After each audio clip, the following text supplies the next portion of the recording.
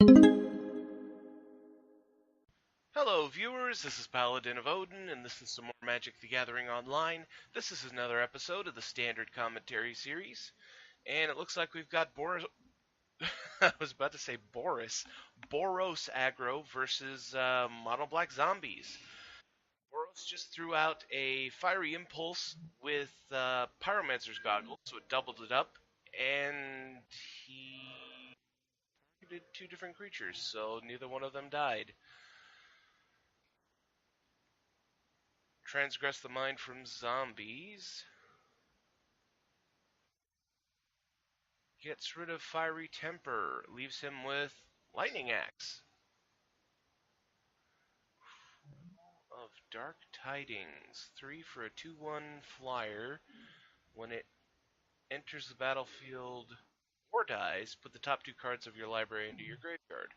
So he lost a Transgress the Mind and a Duress, which really wouldn't have helped him all that much. So he didn't lose. Honestly, he didn't lose anything. Attacking in there for 5 with the 3/3 Diregraph Colossus and 2/3 Liliana. Boros is down to 13, 2 cards in hand. It's really not looking good for him here. He needs to throw down something like a Kozilek's Return. Is that what that was called? Or is it Return of Kozilek? Using the Pyromancer's Goggles so that he can deal 4 to everything. Okay, Lightning Axe, and he had to pay the additional 5 mana to play it, but thanks to Pyromancer's Goggles, he gets it twice, so he gets to kill off the Graph Colossus and Liliana with 5 damage each.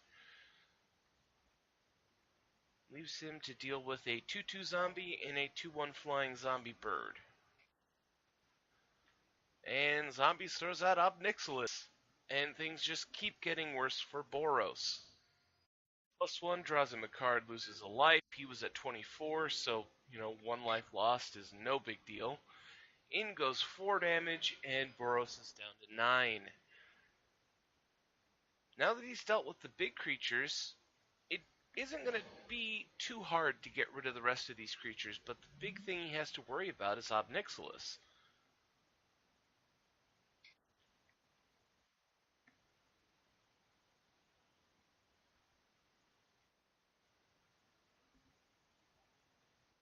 Played a battlefield for... Okay, so he's manning up the Needle Spires.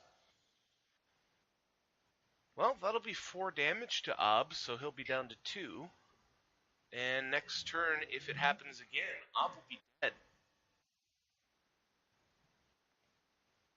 But time, he really isn't necessary for zombies to win here. It's nice to be able to draw extra cards since he's low on cards. It's later on in the game. Boros probably wishes he had something like an Obnixilis so that he could draw extra cards, even though he's really low on life, so that wouldn't be so good. So Liliana again, followed by a Rotten Heart Ghoul. 2/4 for 4. When it dies, target player discards a card. So 4 more damage. Boros is down to 5. He needs a miracle on the top deck here.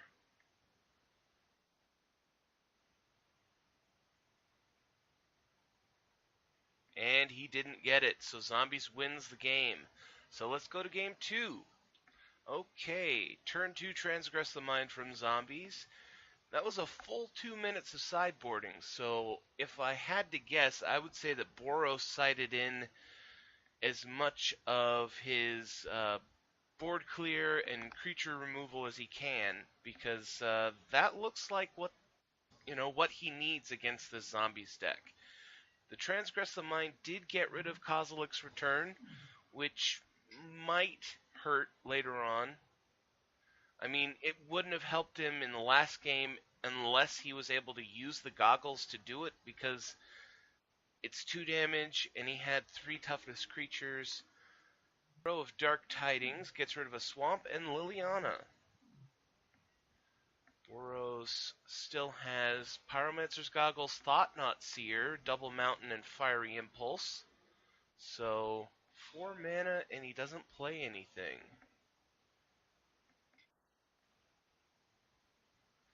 Pick the Brain.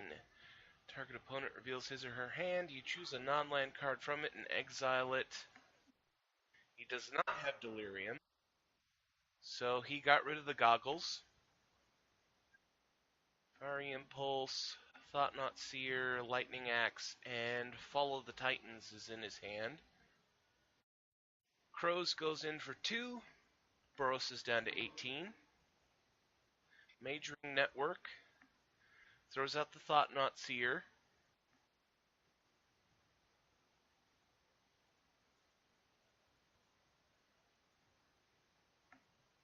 And gets rid of Relentless Dead. Leaves zombies with Double Swamp and Rotten Heart Ghoul.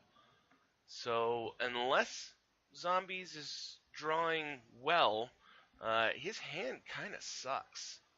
Okay, so we know the top deck to Crow of Dark Tidings, which nuked 2 lands, which is actually really good for him.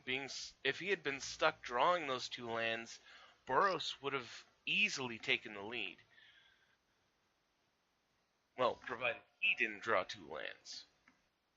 So Crows go in for 2 more. Boros is down to 16.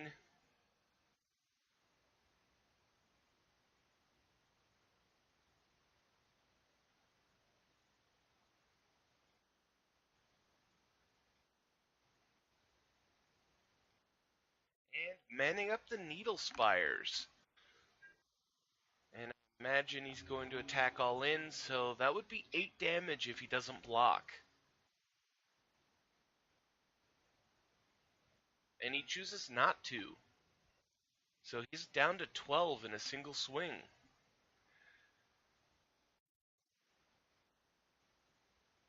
What did zombies... Oh. Playing Rotten Heart Ghoul, so now we have no idea what's in his hand. And that'll be 4 damage flying. No, he's only going in with 1.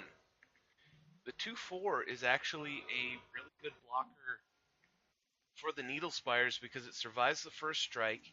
We'll be able to kill it. Unfortunately, Needle Spires will be able to kill the ghoul, but when it dies, he'll get to make him discard a card.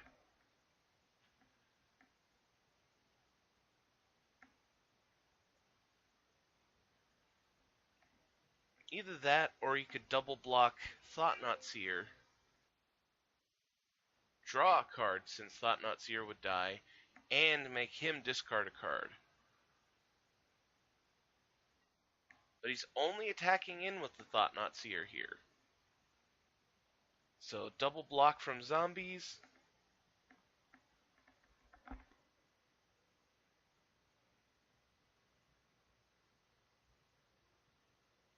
Waiting for a trick here. And for blockers to be ordered. Does he have anything?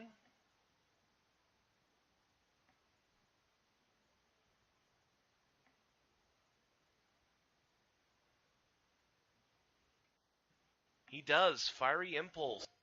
2 damage to the ghoul.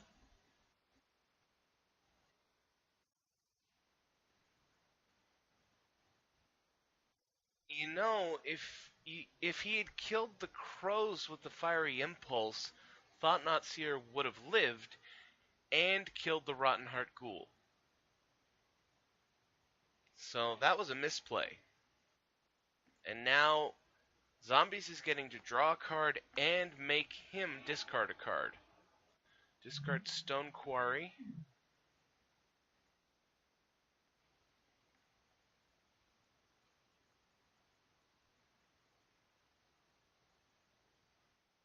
And back to Zombies, who, honestly, it looks like he's going to win this game.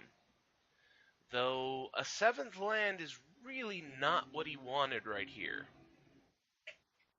You know, pretty much anything but land is what he needs right now. Probably goes the same for Boros. He's got 6 land already too, so he doesn't need any more land, at least I don't think he does. Tormenting Voice, discarding the Lightning Axe.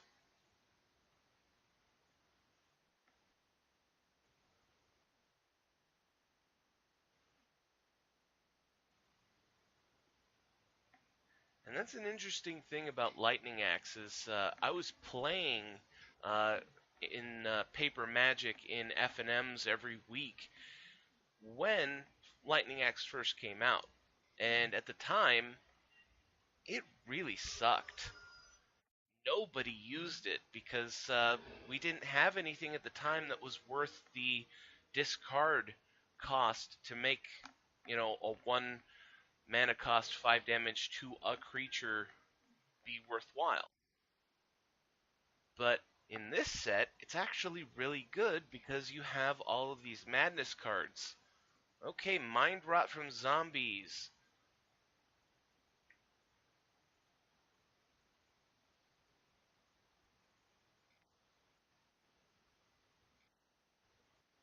In response, Fiery Temper.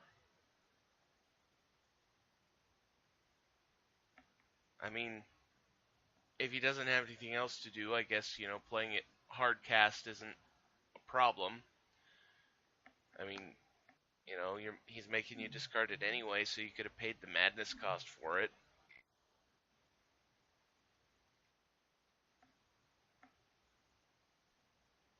And Fall of the Titans for 3. That kills off the crows and deals 3 damage to zombies' face. So ow! Fiery Temper to the face puts zombies at 2. That is incredibly dangerous. Now all it's going to take is an attack by Needle Spires. Actually, now if he gets another... he would need another source of white mana. But any source of white mana, and he can attack in with double Needle Spires. Oh, and he concedes the game. So he must not have had anything in his 2 cards to do anything to save himself. Well, let me check the time real quick. 12 minutes, so that'll be the end of the video. That was Boros Aggro versus Mono Black Zombies, and if you liked what you saw, hit that like and subscribe button for me, and I'll see you in the next video.